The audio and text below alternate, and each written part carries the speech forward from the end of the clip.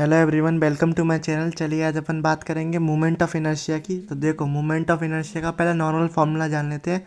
क्या होता है? वो होता है I is equals to M R square.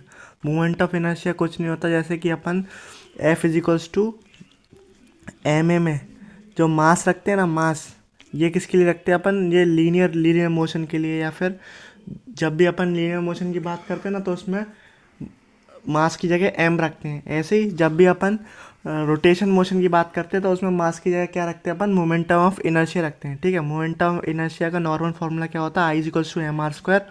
और जितने भी अपन फार्मूला जो पढ़ेंगे, जो मैं आगे आपको बताऊंगा, वो सारे सेंटर के थ्रू होते हैं। ठीक है, जो किसी भी ऑब्जेक्ट का सेंटर होता है ना, उसके थ्रू मोमेंट ऑफ इनर्शिया होते हैं। जैसे डिस्क और हॉलो सिलेंडर का आपका क्या होता है? I is equals to M R square. Sorry, ring और हॉलो सिलेंडर का आपका क्या होता है? I is equals to M R square. Disc और सॉलिड सिलेंडर का क्या होता है? आपका हाफ एम आर स्क्वायर। और आपका रॉड अबाउट सेंटर के अबाउट रॉड का कितना होता है? M L square by 12। और एक एक्सिस के अबाउट क्या होता है? M L square by 3। ऐसे ही आपका हॉलो स्पीयर का कितना होता है? 2/3 M R square. Solid sphere का क्या होता है? 2/5 एम आर स्क्वायर। और देखो, एक और फॉर्मूला होता है आपका रेक्टेंगुलर प्लेट का, I is equals to M L bracket में L square plus B square upon 12। देखो, इसमें कुछ कुछ कंडीशन में क्या करते हैं ना, L is equals to B कर देते हैं, तो इसका जो फॉर्मूला है ना, बिल्कुल इसके जैसा हो जाता है। किसके जैसा? आपका ये रॉड के जैसा।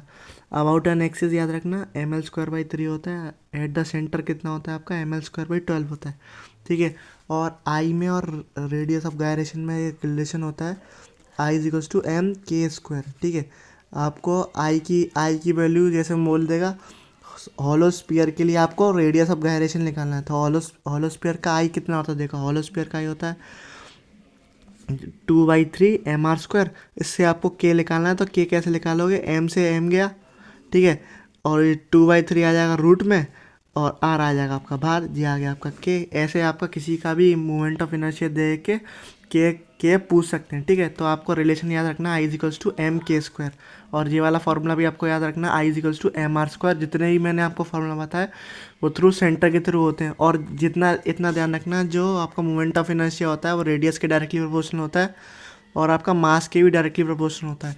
जितना ज़्यादा मास का डिस्ट्रीब्यूशन होगा ना, रिंग में आपको मालूम है रिंग में मास कितना होता है? कॉर्नर में होता है, इसलिए सबसे ज़्यादा मोमेंट ऑफ इनर्शिया किसका होता है? आपका रिंग का होता है।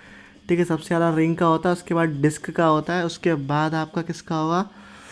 उसके उसके बाद आपका हॉलो स्पीयर्स का होता है, हॉलो स्पीयर का, फिर आपका होता है सॉलिड स्पीयर का। ठीक है जी, आपका ऑर्डर ही पूछ लेता है, और इसमें आपका हॉलो सिलेंडर भी आ जाएगा और इसमें आपका सॉलिड सिलेंडर भी आ जाएगा। ठीक है।